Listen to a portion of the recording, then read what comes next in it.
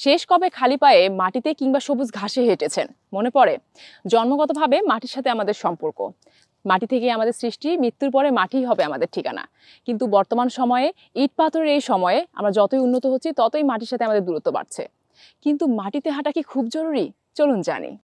মানুষ বাদে পৃথিবীর প্রায় প্রতিটি প্রাণীর মাটি কিংবা প্রকৃতির সাথে সরাসরি যোগাযোগ আছে। কিন্তু মানুষই একমাত্র জীব যারা জুতা পায়ে হাঁটে, বিছানায় ঘুমায়, চেয়ারে বসে, প্রকৃতির সাথে একটি দৃশ্যমান সীমানা প্রাচীর তৈরি করে জীবনযাপন করে।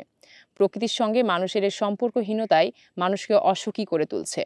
মানুষ জীবনযাপন করছে ঠিকই, কিন্তু বেঁচে থাকাকে উদযাপন করতে পারছেন না। বর্তমানে এটি বৈজ্ঞানিকভাবে প্রমাণিত, প্রকৃতির সান্নিধ্য থেকে যে যত দূরে, সে তত বেশি অসুখী, তত বেশি রোগ আক্রান্ত। পরিষ্কার মাটিতে কিংবা সবুজ ঘাসের উপরে খালি পায়ে হাঁটলে আমাদের মানসিক অস্থিরতা দূর হয় এবং ডিপ্রেশন কাটিয়ে ওঠার জন্য এটা কিন্তু এক ধরনের প্রাকৃতিক থেরাপির মতো। বর্তমান সময়ে আমরা অনেকেই অস্থির, ডিপ্রেসড এবং ভেবে পাই না কি করব।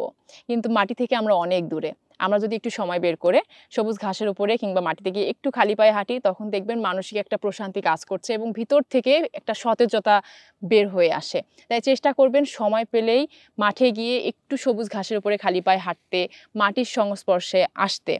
এবং মাটির সংস্পর্শে আমরা থাকবো, কৃষিকে ভালোবাসবো, কারণ কৃষি হচ্ছে আমাদের প্রাণ।